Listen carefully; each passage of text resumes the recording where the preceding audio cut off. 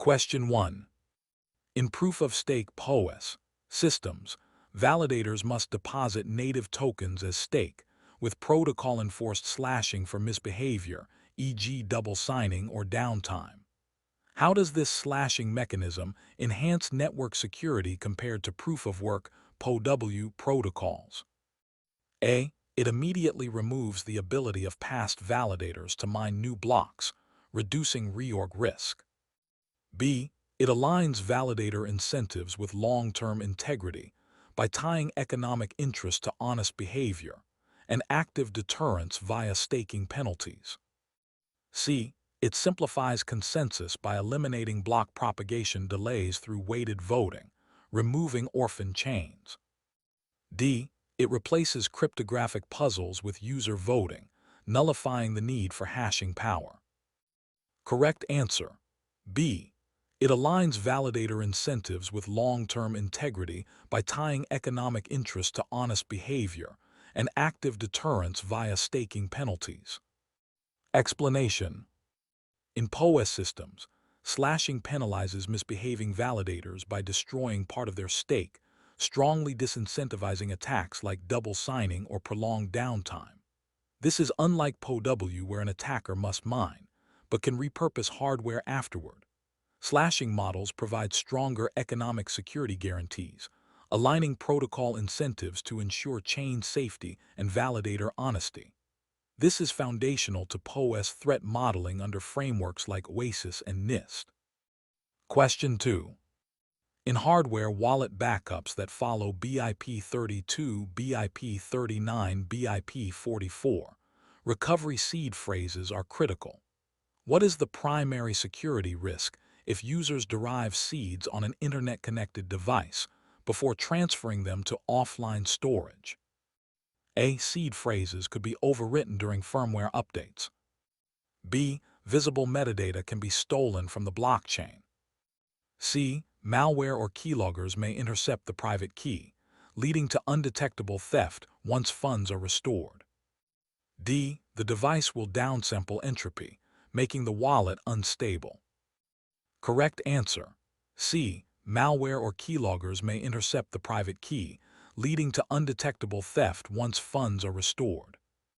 Explanation: if users generate a seed phrase online, keyloggers or clipboard malware can capture the entire phrase without their knowledge. Once funds are moved to the restored wallet, attackers can extract them silently. Best practice: generate and store seeds fully offline, air-gapped, or use a hardware key device that never exposes the seed in cleartext.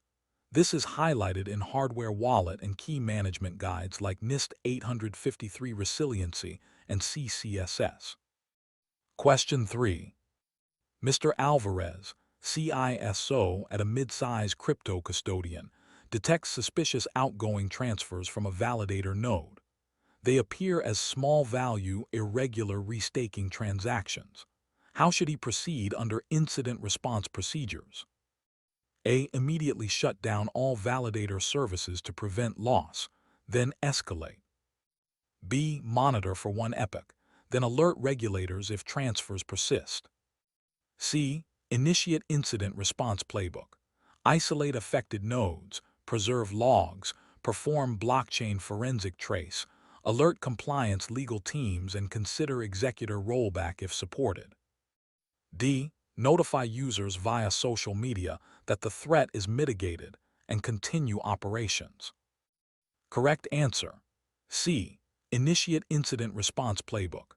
Isolate affected nodes, preserve logs, perform blockchain forensic trace, alert compliance legal teams, and consider executor rollback if supported.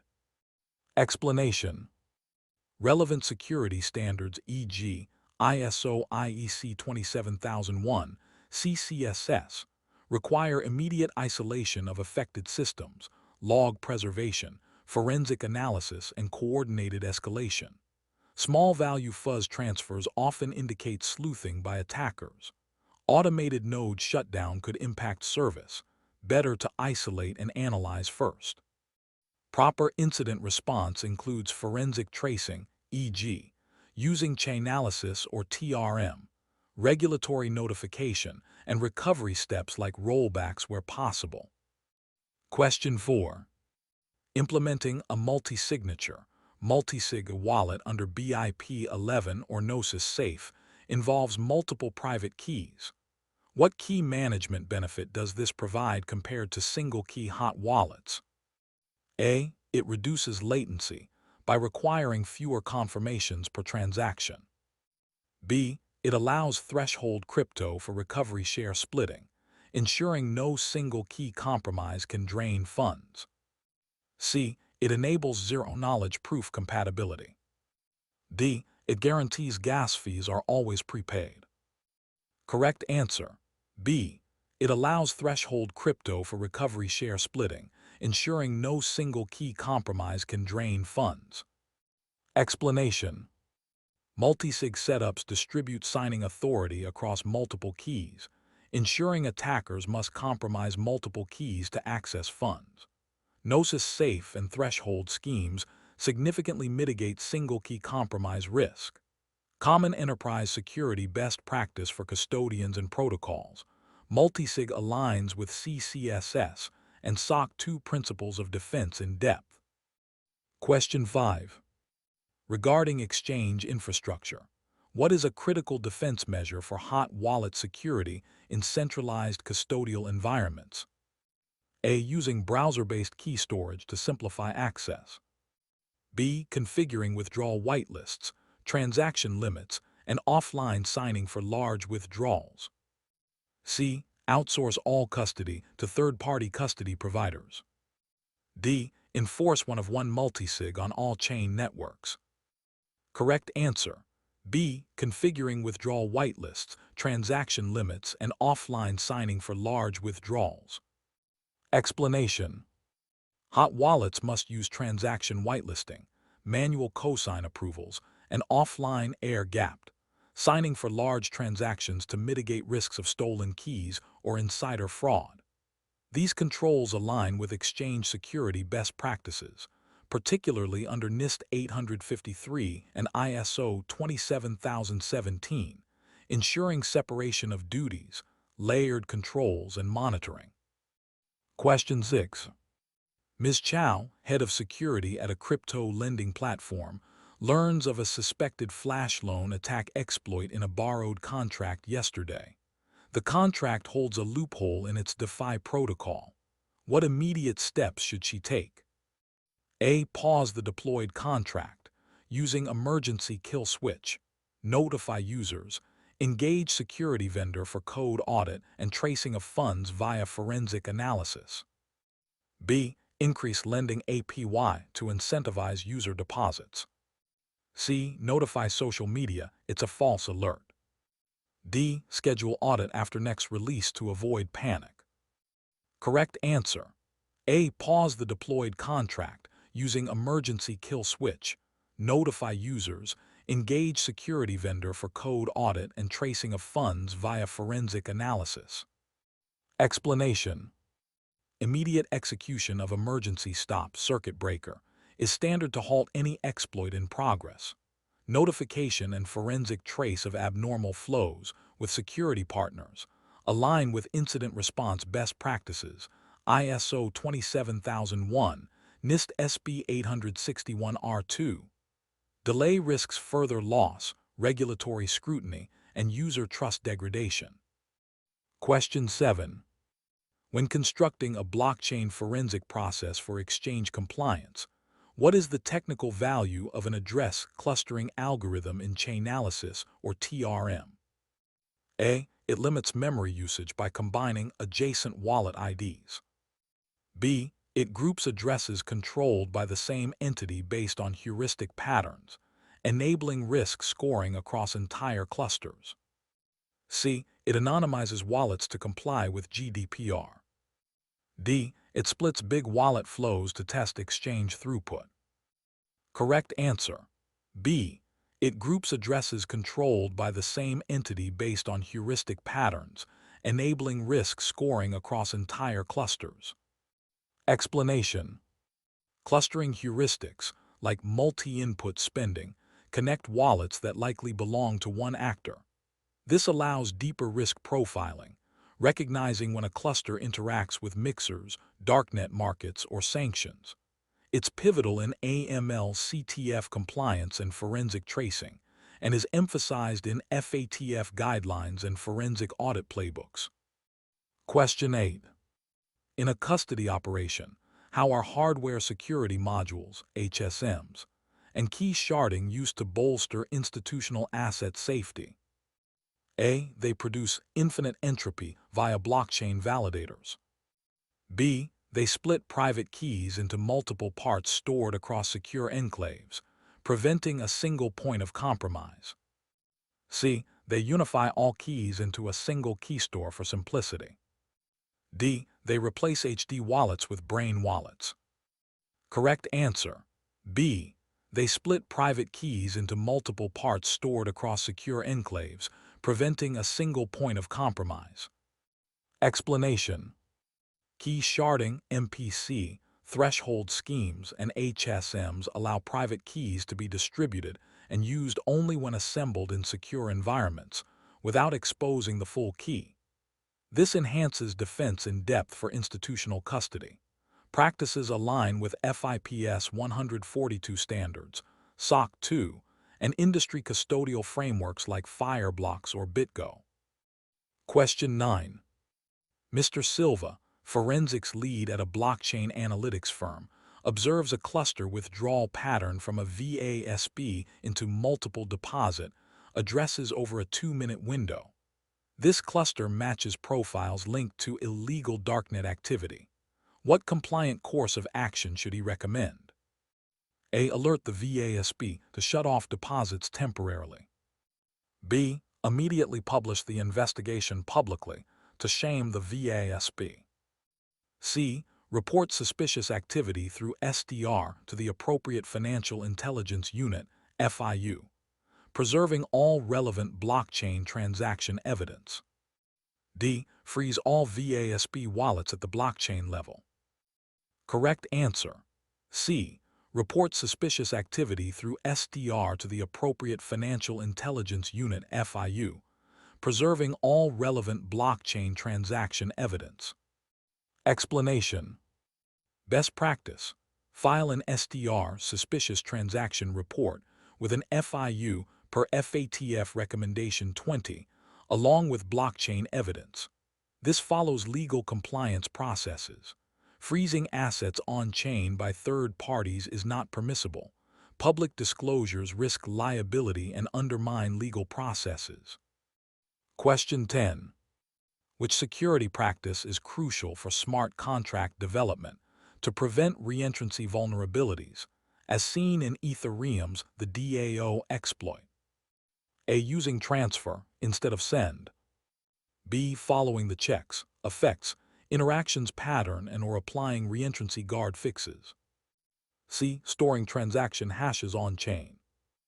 D. Using dedicated backup keys in contract code. Correct answer.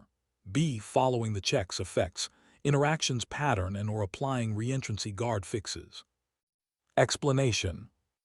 Reentrancy occurs when external calls preempt internal state updates, allowing attackers to manipulate functions repeatedly. The checks, effects, interactions pattern enforces contract updates before transfers, while OpenZeppelin's reentrancy guard actively blocks duplicate entry. Formal audits and usage of secure patterns are recommended by OWASP and CCSS. Question 11. How does implementing on-chain sanctions screening integrate with FATF's travel rule and support compliance for digital asset businesses? A. It replaces all KYC requirements with automatic smart contract checks.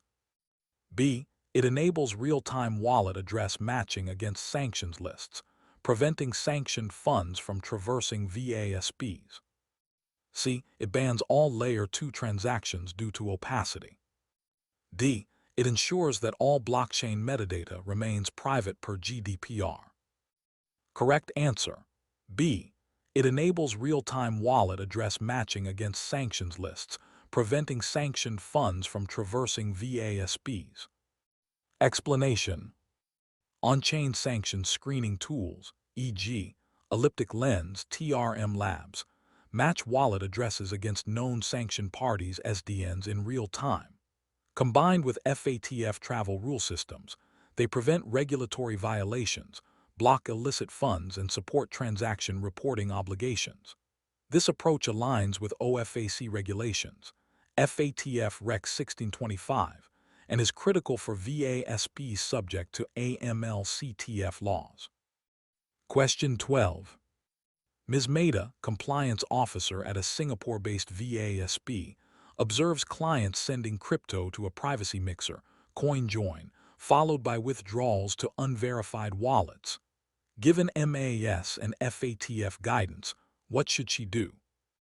A. Permit the transactions without reporting, as mixers are pseudonymous. B. Freeze the funds and file a suspicious transaction report with FIUISD, citing potential anonymity risk. C. Notify the clients to continue using the mixer for privacy. D. Immediately shut down all client accounts indefinitely. Correct answer. B. Freeze the funds and file a suspicious transaction report with FIUISD, citing potential anonymity risk. Explanation. MAS and FATF guidance treat privacy mixers like CoinJoin as high risk due to anonymity-enhancing features. VASPs are advised to freeze and file STRs when encountering transactions through mixers. This aligns with FATF Rec 1620 and Singapore's FUISD Sentinels. A freeze is provisional and must involve internal review and reporting. Question 13. What is a core privacy risk of using zk-SNARK in blockchain forensics, and how should security teams respond? A. zk-SNARK increase transaction fees substantially per block. B. They create zero-knowledge proof circuits that hide transaction data, severely reducing traceability. C. They violate GDPR by exposing user metadata. D. zk-SNARK prevents smart contracts from executing cross-chain. Correct answer. B. They create zero-knowledge proof circuits that hide transaction data, severely reducing traceability. Explanation. zk-SNARK privacy tools, e.g., Zcash, Aztec, mask transaction details from analysis. While ideal for confidentiality, they pose compliance and forensic challenges. Firms must implement enhanced due diligence, wallet screening, and may need to restrict interactions with shielded addresses unless sanctioned transactions are unlikely. Question 14. How do optimistic rollups secure asset finality, and what is their primary vulnerability? A. They use direct proof-of-work mining, vulnerable to 51% attacks. B. They rely on fraud-proof challenge windows. Vulnerability arises if fraud proofs are not submitted on time. C. They embed transactions in IPFS. Vulnerability is metadata rot. D. They depend on centralized validation nodes, vulnerable to DDoS attacks. Correct answer. B. They rely on fraud-proof challenge windows. Vulnerability arises if fraud proofs are not submitted on time. Explanation. Optimistic rollups assume transactions are valid unless challenged within a specific time window, using fraud proofs. If a smart actor submits fraudulent data, it must be detected and challenged, else it goes final. Security teams must monitor these windows and alert for discrepancies. Question 15. Mr. Al-Said, lead auditor at a European investment fund, observes the fund acquiring a basket of tokens classified publicly as e-money tokens under MiCA. However, fund participants are stacking and trading them in a secondary market. What should the audit note recommend? A. Classify ARs as NFTs to avoid regulation. B. Evaluate whether tokens function more like securities or e-money, and adjust regulatory reporting accordingly. C. Ignore material classification, since secondary trading justifies utility. D. Convert holdings back to fiat and resume next cycle. Correct answer. B. evaluate whether tokens function more like securities or e-money, and adjust regulatory reporting accordingly. Explanation: MiCA distinguishes e-money tokens, asset reference tokens, utility tokens, and security tokens. When used for trading and yielding returns, their regulatory classification may change, potentially triggering prospectus, increased capital requirement, and disclosure obligations. Auditors must map actual function versus classification. Question 16. What is a compliance risk associated with using coin-join mixers in cold wallets for corporate treasury? A. Coinjoin violates GDPR by revealing wallet addresses. B. It enhances anonymity, but introduces AML-CTF obligations and may flag traffic to 2 ***. C. Mixers guarantee legal immunity because they hide origin. D. There is no risk. Cold wallets are offline, so mixing is safe. Correct answer: B. It enhances anonymity but introduces AML-CTF obligations and may flag traffic to 2 ***. Explanation: using mixers like CoinJoin obscures transaction origins, complicating traceability. Regulators view it suspiciously, activating heightened KYC, AML protocols, and potential STR filing. Treasury teams must ensure provenance is documented and consider opting out of mixing if compliance is required. Question 17. How does using zero-knowledge proofs in ZK-EVM affect smart contract security testing? A. It makes contracts immune to reentrancy. B. It complicates on-chain auditability. Code is obfuscated, requiring formal verification frameworks. C. It simplifies testing by eliminating need for staking guardrails. D. ZK layers eliminate front-running automatically. Correct answer: B. It complicates on-chain auditability. Code is obfuscated, requiring formal verification frameworks. Explanation: ZK-EVM hide execution logic. Traditional static and dynamic analysis tools may fail. Protocols must use formal verification, spec audits, and off-chain verification proofs to ensure contract correctness under zero-knowledge constraints, per CCSS and ISO 27001. Question 18. Ms. Rivera, CTO of a Layer 2 gaming platform, is reviewing bridge security protocols. An auditor warns that the current optimistic bridge hazards delayed fraud proof detection. What design change would best mitigate this risk? A. Switch to Plasma sidechain for faster finality. B. Reduce the fraud-proof window and add watchtower services for instant alerting. C. Migrate assets to centralized custody instead. D. Increase gas price permanently on bridge. Correct answer: B. Reduce the fraud-proof window and add watchtower services for instant alerting. Explanation: shortening the fraud-proof window reduces attack exposure. Adding watchtower systems actively monitors for malicious transactions and can trigger fraud proofs automatically. Pairing faster challenge resolution with robust monitoring mitigates bridge exploitation risks. Question 19. What is a privacy dilemma when storing KYC data for wallet identities associated with streaming transactions? A. KYC data in public chains is mandatory.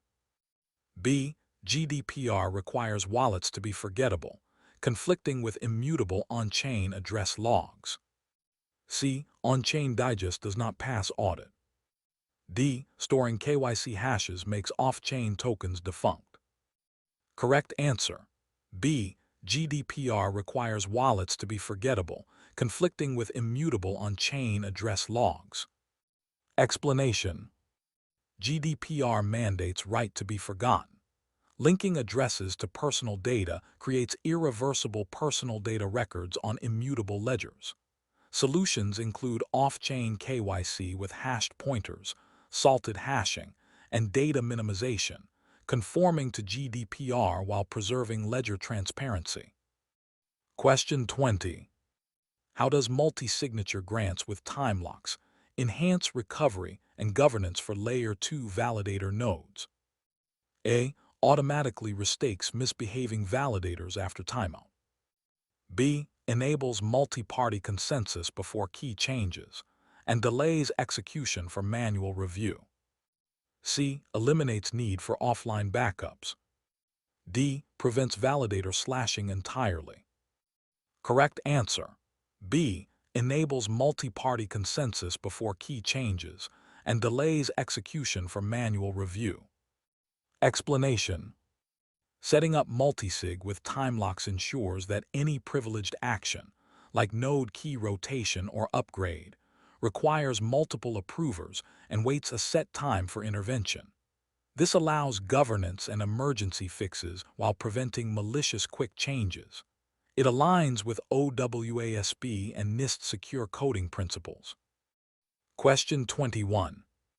Mr. Patel, incident response lead at a major crypto exchange, identifies that private key shards of a cold wallet have been exfiltrated via a compromised HSM. What is his best remediation strategy under SOC 2 and NIST standards? A. Immediately rebuild a new cold wallet, transfer all funds, rotate HSM and audit logs. B. Shut down exchange operations indefinitely. C. Post a public apology and request users forgive the breach. D. Continue operating hot wallets but freeze cold wallet. Correct answer. A. Immediately rebuild a new cold wallet, transfer all funds, rotate HSM and audit logs. Explanation. HSM compromise is high severity. Best practice: rekey new wallet, rotate hardware and backups, transfer assets, analyze attack vector, and follow SOC 2 incident closure procedures. Public disclosure is mandated but after containment. Question 22. What is a key advantage of using threshold signature schemes, e.g., Bon Elin Shacham, in institutional custody? A. They offer decentralized mining for validator keys. B. They enable signing transactions without reconstructing the full private key in one place. C. They automate KYC, AML verification in custody flows. D. They convert hot wallets to cold ones.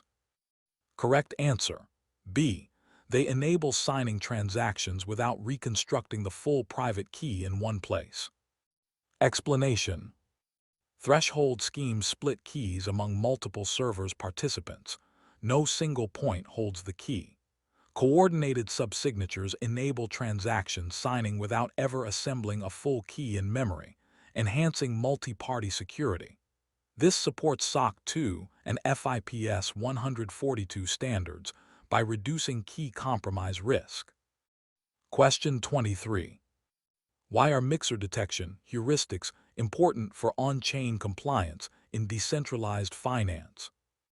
A. They reduce gas usage of DeFi protocols. B. They identify patterns typical of mixing, e.g., circular flows, equal value splits, aiding AML-CTF investigations. C. Heuristics automate NFT minting. D. They detect smart contract bugs by identifying loop variables. Correct answer. B. They identify patterns typical of mixing, e.g., circular flows, equal value splits, aiding AML-CTF investigations. Explanation. Mixers obscure transaction origins. Heuristics detect circular patterns, equal distributions, or funneling behaviors that match mixing typologies. These are essential for compliance teams to flag suspicious activity and file SDRs under FATF Guidance 1520. Partners include Chainalysis, CipherTrace, Elliptic, and regulators. Question 24. Ms. Silva, CISO at a Layer 2 liquidity protocol, is evaluating a potential Sybil guard mechanism when onboarding validators. Her risk team finds that 40% of validators are tied to a single data center, risking partition attacks. What mitigation should she apply? A. Accept centralization due to low risk. B. Implement geographic distribution requirements, bonded stake limits per validator, and random rotation of proposers. C. Remove all redundancy to simplify the system. D. Increase transaction fees to higher cost. Correct answer. B. Implement geographic distribution requirements, bonded stake limits per validator, and random rotation of proposers. Explanation. Centralizing validators in one data center increases risk of partition, DDoS, or co-location attack. Requiring validators across different jurisdictions, capping stake per validator, and rotating leaders reduces single-point control and aligns with NIST and CCSS network resilience principles. Question 25. What is a primary security concern when using plasma sidechains for scaling? A. Plasma sidechains automatically guarantee user privacy. B. Users must monitor withdrawal periods to avoid exit fraud, as they rely on fraud proofs. C. Plasma always requires zk-SNARK integration. D. Plasma eliminates the main chain's consensus guarantees. Correct answer. B. Users must monitor withdrawal periods to avoid exit fraud, as they rely on fraud proofs. Explanation. Plasma security depends on users watching for fraud during withdrawal windows. If they don't respond to fraud challenges, malicious exits can steal funds. Developers must implement watchtower services, user education, and automated detection mechanisms to secure this scaling model. Question 26. How do Merkle proofs support lightweight verification in light clients? A. They bypass consensus by trusting centralized nodes. B. They allow clients to verify a piece of data's inclusion in a block using only root plus proof path, without storing full chain. C. They reduce block times to seconds. D. They replace digital signatures on transactions. Correct answer. B. They allow clients to verify a piece of data's inclusion in a block using only root plus proof path, without storing full chain. Explanation. Merkle proofs let light clients validate that a transaction or state exists on-chain by verifying the inclusion in the Merkle tree rooted in the block header. This minimizes resource usage while ensuring block history integrity, fundamental in Ethereum light client specs and NIST SB 800-207 for Web3 devices. Question 27. Dr. Chen, protocol security auditor, examines a roll-up contract and finds the challenge manager address can be changed by the bridge owner via a single sign. This threatens decentralization and censorship resistance. What best recommendation should she make? A. Replace single sign authority with multisig or DAO-governed time lock for changing the challenge manager. B. Remove the challenge manager entirely to simplify architecture. C. Hardcode the address permanently. D. Switch from optimistic to plasma sidechain. Correct answer. A. Replace single sign authority with multisig or DAO-governed time lock for changing the challenge manager. Explanation. Allowing unilateral change by a single admin compromises governance security and may lead to censorship or collusion. By securing governance with multi-party consensus and a time lock delay, the system adheres to decentralization standards, lowering centralization and compliance risk. Question 28. Why is implementing rate limiting and IP whitelisting essential for custodial exchange APIs? A. It disables KYC functionality. B. It prevents abuse and denial of service attempts, aligning with CIS controls and NIST SB 863 guidelines. C. It automatically blocks sanctions list addresses. D. It improves staking yield on the exchange. Correct answer. B. It prevents abuse and denial of service attempts, aligning with CIS controls and NIST SB 863 guidelines. Explanation. APIs are a common attack surface. Rate limiting prevents brute force or scraping attacks. IP whitelisting ensures only trusted systems connect. Both are specified in CIS Controls 6, 11, and NIST guidelines for secure authentication and network segmentation. Question 29. In a scenario where a cold wallet uses a social recovery smart contract, what is a critical design requirement to maintain security? A. Recovery guardians must be regularly rotated and multi-sig patterns applied to prevent key collusion. B. Seed phrase exposure to social media is enabled. C. Recovery keys are stored on the same device as the wallet. D. Recovery cannot be revoked once initiated. Correct answer. A. Recovery guardians must be regularly rotated and multi-sig patterns applied to prevent key collusion. Explanation. Social recovery depends on trusted guardians who can reconstruct access. To minimize insider threats, guardianships must be dynamic, not static, and ideally require a threshold, e.g., 3 of 5, to act. This balances recoverability and security.